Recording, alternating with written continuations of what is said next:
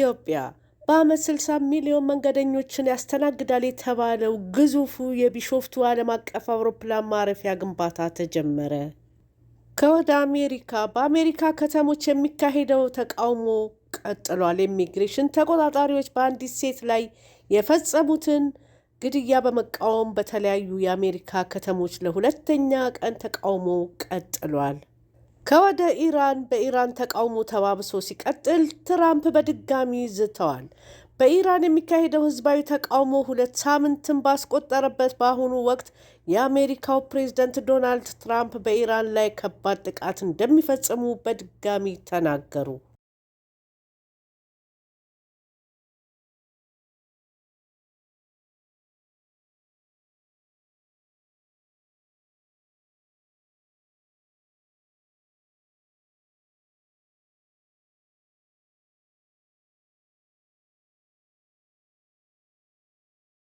በዓመት 60 ሚሊዮን መንገደኞችን ያስተናግዳል የተባለው ግዙፉ የቢሾፍቱ ዓለም አቀፍ አውሮፕላን ማረፊያ ግንባታው ተጀመረ። ጠቅላይ ሚኒስትር አብይ አህመድ የቢሾፍቱ ዓለም አቀፍ አውሮፕላን ማረፊያ ግንባታን አስጀመሩ። ቅዳሜ ጥር 2 2018 ዓ.ም ከተለያዩ ከፍተኛ የመንግስት ባለስልጣናት ጋር በመሆን የመሰረተ ድንጋይ ያስቀመጡት ጠቅላይ ሚኒስትር አብይ የተለያዩ የአውሮፕላን ማረፊያዎችን የመገንባት ስትራቴጂ ኢትዮጵያን የወደፊቱ የአፍሪካ ግንባር ቀደም የአየር ትራንስፖርት በር የማድረግ ዓላማን ያነገበ መሆኑን ተናግረዋል። ጠቅላይ ሚኒስትር አብይ አህመድ በማህበራዊ ድረገጻቸው ላይ የግንባታውን መጀመር በማስመልከት ባሰፈሩት ጽሑፍ የቢሾፍቱ ዓለም አቀፍ አውሮፕላን ማረፊያ በአፍሪካ ታሪክ ትልቁ የአየር ትራንስፖርት መሰረተ ልማት ፕሮጀክት እንደሚሆንም ጠቁመዋል። ከአዲስ አበባ 40 ኪሎ ሜትር ርቀት ላይ በምትገኘው ቢሾፍቱ የሚገነባው ይህ አውሮፕላን ማረፊያ የመጀመሪያው ምዕራፍ ግንባታ ሲጠናቀቅ በዓመት 60 ሚሊዮን ተጓዦችን የሚያስተናግድ እንደሚሆን ተገልጿል።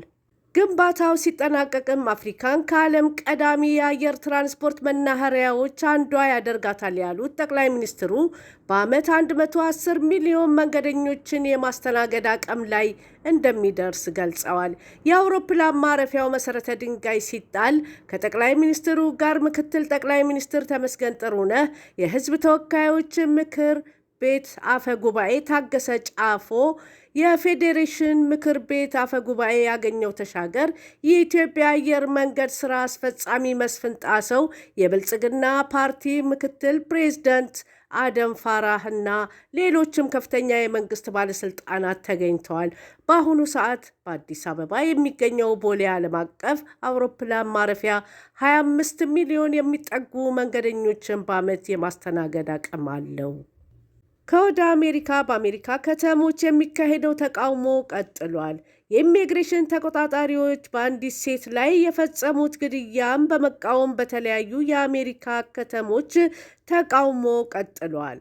የ37 ዓመቷ ሬኒ ኒኮል ጉድ መኪናዋ ውስጥ ሳለች በጥይት መገደሏን ተከትሎ ከሐሙስ ጀምሮ በሚኒያፖሊስ፣ በሂውስተን፣ በሲንሲናቲ፣ በዋሽንግተን፣ በፊላዴልፊያ እና በሌሎችም ከተሞች ተቃዋሚዎች አደባባይ ወጥተዋል።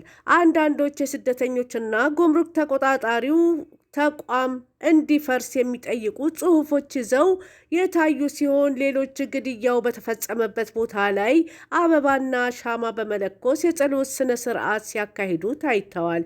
የአሁኑ ግድያ የተፈጸመው ከ5 ዓመት በፊት ፖሊሶች ጆርጅ ፍሎይድ የተባለ ጥቁር አሜሪካዊን በጭካኔ ከገደሉበት ስፍራ አቅራቢያ ነው። በወቅቱ በመላው አሜሪካ ለሳምንታት የዘለቀ የዓለምን ትኩረት የሳበ ከባድ ተቃውሞ መካሄዱ አይዘነጋም። ይህ በእንዲህ እንዳለ ኦሪገን ግዛት ፖርትላንድ ውስጥ 2 ሰዎች በፌዴራል የድንበር ጥበቃ አባላት በጥይት ተመተው ቆስለዋል። በሌላም ዘገባ አሜሪካ ጀግና የሆኑ ኢራናውያንን ትደግፋለች ይላሉ ማርኮ ሩቢዮ። በኢራን እየተካሄደ ያለው የተቃውሞ ሰልፍ 13ኛ ቀኑን በያዘበት በአሁኑ ወቅት የአሜሪካ ውጭ ጉዳይ ሚኒስትር ማርኮ ሩቢዮ ለሰልፈኞች ያላቸውን ድጋፍ ገለጹ። ሩቢዮ በኤክስ ገጻቸው ላይ ባሰፈሩት መልእክት ዩናይትድ ስቴትስ ጀግና ኢራናውያንን ትደግፋለች ብለዋል። ከኑሮ ውድነት ጋር በተያያዘ የተቀሰቀሰው የኢራን ህዝባዊ አመፅ በተለያዩ ከተሞች የተስፋፋ ነው። የውጭ ጉዳይ ሚኒስትሩ መልእክት የመጣው የአሜሪካ ፕሬዝደንት በኢራን ያለውን ሁኔታ በቅርበት እየተከታተሉ መሆኑን ገልጸው ተቃዋሚዎች ደህንነታቸው እንዲጠበቅ ከተናገሩ በኋላ ነው። ተቃዋሚ ሰልፈኞች የሚገደሉ ከሆነ አሜሪካ ጥቃት እንደምትፈጽምም አስጠንቅቀዋል። የኢራን የበላይ መሪ አያቱላህ አሊ ኻሜኒ በበኩላቸው የጸረ መንግስት ተቃዋሚዎችን የአሜሪካን ፕሬዝደንት ለማስደሰት እየጣሩ ያሉ ችግር ፈጣሪዎች ናቸው ብለዋል። በኢራን የኢንተርኔት አገልግሎት የተቋረጠ ሲሆን እስካሁን ድረስ ቢያንስ 50 ተቃዋሚዎች ሰልፈኞች ተገድለዋል። ይህ በእንዲህ እንዳለ በኢራን ተቃውሞ ሁለተኛ ሳምንት ሆስፒታሎች ከአቅማቸው በላይ እንደሆነ ባለሙያዎች ተናገሩ።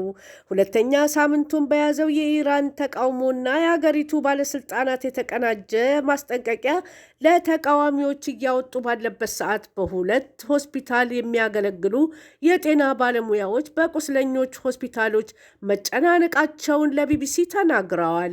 አንድ ሐኪም በቴህራን የሚገኝ የአይን ሆስፒታል ወደ ቀውስ መግባቱን ሲናገሩ፣ በሌላ ሆስፒታል የሚሰሩ የጤና ባለሙያ ደግሞ ለቢቢሲ በላኩት መልእክት የታካሚዎችን ፍሰት ለማስተናገድ በቂ የቀዶ ሕክምና ባለሙያዎች እንደሌላቸው ገልጸዋል። አርብ ዕለት ፕሬዝደንት ዶናልድ ትራምፕ ኢራን ትልቅ ችግር ውስጥ እንደገባችና ተኩስ መተኮስ እንዳትጀምሩ ምክንያቱም እኛም መተኮስ ስለምንጀምር በማለት አስጠንቅቀዋል። ኢራን ለመንግስታቱ ድርጅት ባስገባችው ደብዳቤ የአሜሪካ ተቃዋሚዎችን ወደ ኃይለኛ የአመፅ ድርጊት እና ሰፊ ውድመት በመምራት ወቅሳለች። ይህ በእንዲህ እንዳለ ዓለም አቀፍ መሪዎች በሰላማዊ መንገድ ተቃውሞን የማሰማት መብት እንዲከበር ጠይቀዋል። በኢራን ጸረ መንግስት ተቃውሞ በበርካታ ከተሞች የተካሄደ ሲሆን ቢያንስ 50 ተቃዋሚዎችና 15 የጸጥታ አካላት መገደላቸውን ሁለት የሰብአዊ መብት ድርጅቶች አስታውቀዋል። ድርጅቶቹ በተጨማሪ እስካሁን ድረስ 2311 የተቃውሞ ሰልፈኞች መታሰራቸውን ዘግበዋል።